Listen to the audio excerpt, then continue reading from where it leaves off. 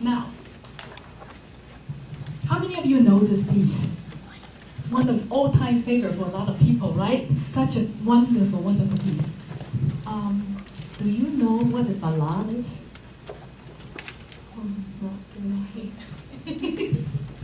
Now, and you are not curious enough to find it out? See, I told my students, if they don't find out a lot of information about their piece, it's almost like they are driving in a foreign country without knowing what those signs said. So it's very dangerous. Now, ballade is a very special form that Chopin created. Just for those, that actually he probably started with Liszt. Those are the Romantic period pieces that they started. To me, the ballade, you can do your own interpretation. To me, they are like telling a story. So you have to have the sense of drama to tell your story. And without knowing what the piece was really about, I think you did a great job of the opening. I was very impressed about her first note. Listen again, play it again, first note.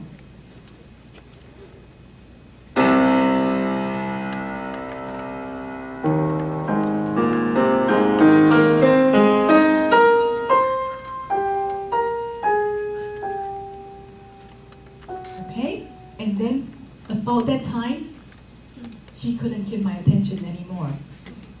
Why? Because her rhythm, once she get going, da da da da da da da da da, I'm already in the rhythm, but then suddenly she didn't pull me back in a really convincing way. But I love her first note. You know what it sounds like? The first note sounds like a gun. Like, dong! And then, long time ago, there is a king, and he has a beautiful daughter called, Fiona. So, all right. So, now she's going to say a story, but this is where you lost me because,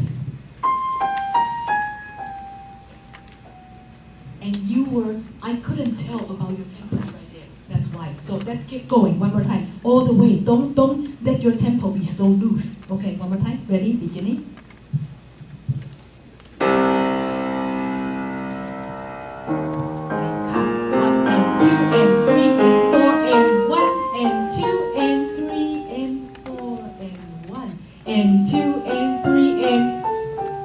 Now you can hear my counting, right?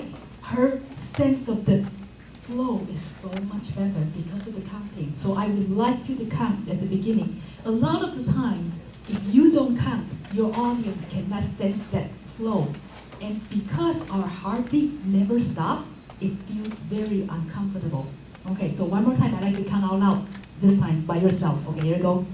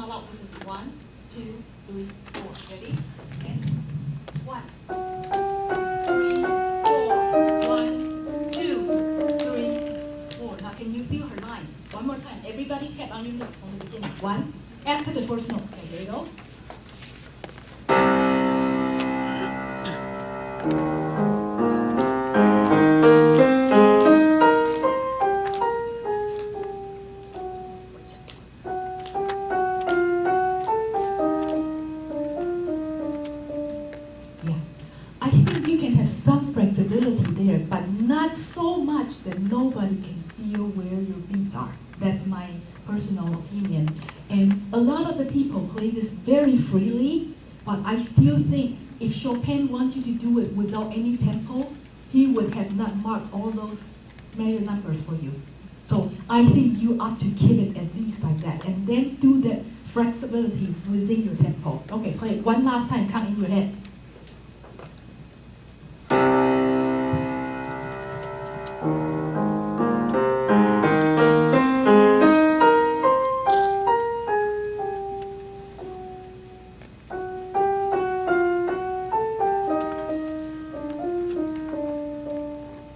Isn't that lovely? It was so lovely. Give her a hand, please. Very good job on that. I think you will like it so much better, so are your audience. Okay, so that's my first point. Make sure no matter what, you have to be counting the whole time. Okay, then, okay, let's go from, how about right here?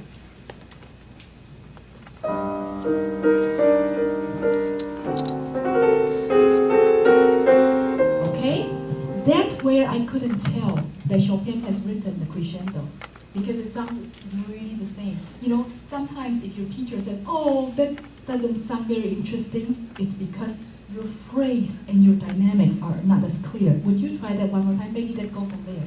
Just... crescendo, louder, louder here. Ah, you know, right here. Really voice the top so that you can stay louder. One more time.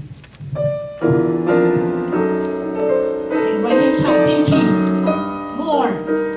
And even more. Here, crescendo, crescendo. Yeah, okay, listen, here. You always, every phrase has to have a peak. If you don't have a peak, it's gonna sound.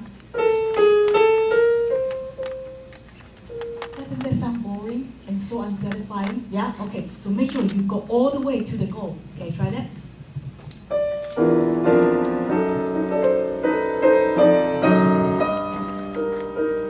Good, you know, on the high note, let it be intense and then pull back. Okay, one more time. And go to there, now pull back. Up, make sure that you are really listening to your harmony. Okay, try that again.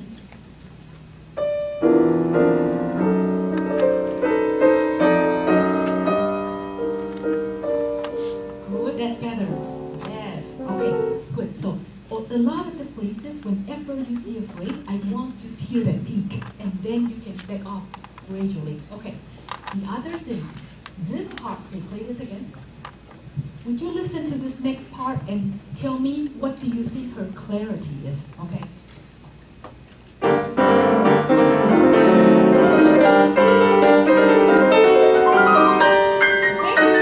That part. What do you think? Is it exciting? Is it supposed to be? Yeah. What can make that exciting? It's her right hand. Her right hand has to be so clear and so articulated. Would you play the right hand? Okay, every single note with that very, very articulated sound. Good, just that part. Okay? Right, I can tell you are using your arm weight on some of them, but then here, those notes, I don't hear that. Okay? A little faster. Good, don't make it sound softer. Keep using the same way that you do it. Much better, faster. Does that sound much more exciting? Yeah? Okay. Now, I'd like you to see whether you can do the whole thing a little faster than that. Just right here. Yeah, which note do you feel a little bit timid? Is there any note in the measure that you feel a little bit uncomfortable, a little bit timid? Aha! Now, why? Because, you know why? Because it switched to the thumb. Can you make sure you do that very smoothly? Try that, just that part. Not only to that note. Until you're so comfortable, 100% on that note. Good, faster. Again. Good. Good, again. She passed it 3 times, didn't she? And what does she earn as a prize? play one more note. Go ahead. Aha, that one has been comfortable again. Ah, which note are you looking for? Are you sure? Aha! If you don't know which note you're looking for, the chances are you're going to find it. Okay. Ah, you are not as comfortable on that one. Make sure those two are secure. Ah, and you know why she's not comfortable? She's trying to play the totally legato with her finger. This is what she's doing. Yeah, do you have to really do that? You are going to use pedal right there, right? Why do you have to make it so hard for yourself? So try not to do that. Let go. Let go. Okay? Now, that's it. That's it. One more time. One more time. Oh, a lot better. Don't you feel it?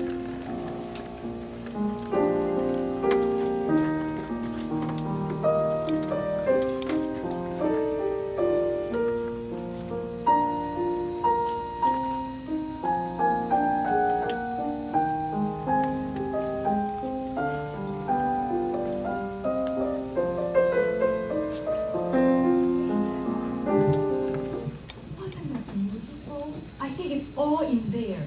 You just have to find it. Would you give her a really big applause? Do I have any more time? 1 minute. Okay. We're going to solve this problem in 1 minute. Now, what's the biggest problem with the coda? Well, one word. It's hard. So, what have you done so far practicing life? Okay, she said she had tried to practice it from slow to fast. Okay, that's the only way you did it. Did you do anything else?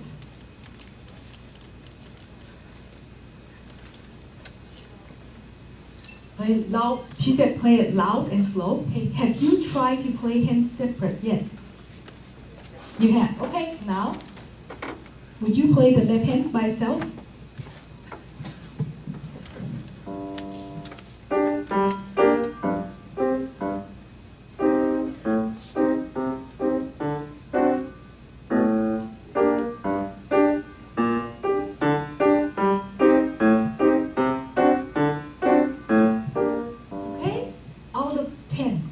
How many points do you give her?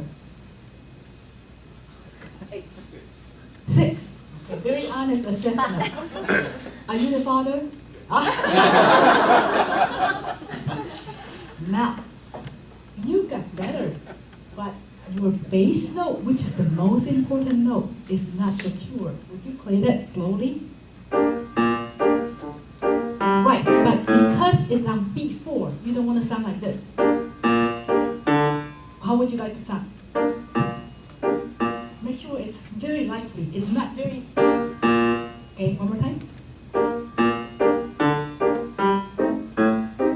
Better already. Yes, good. Now, can you get a little faster? Ready?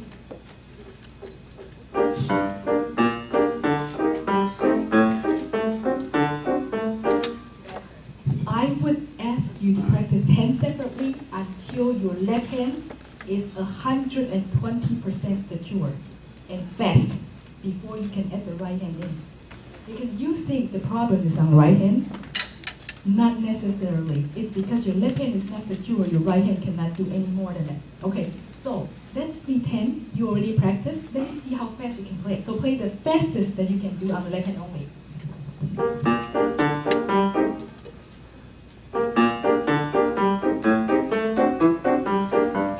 Which notes are more clear to you or more secure, the top chords or the bass? The top. Yeah, you got the chords, you don't have the bass. So what do you do? What is this?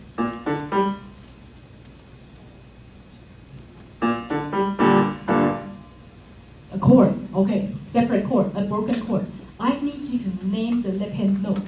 Can you say the name? Okay, play and say it, so you'll be secure. D, G, A. Okay, good. So one more time. Say it.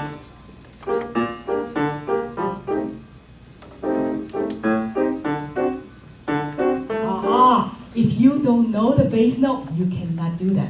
Okay, so that's my suggestion for you. Make sure you're absolutely clear and very secure on the bass note so that it can really, really help you when the right hand comes in. Last time, look at the music. You sound so much more confident. You just have to get it memorized. Okay, then I think this will be better after you do that. I'm sorry, I wish we had more time. I would love to work with you on that, but because of the time, so we have to stop here. Thank you so much.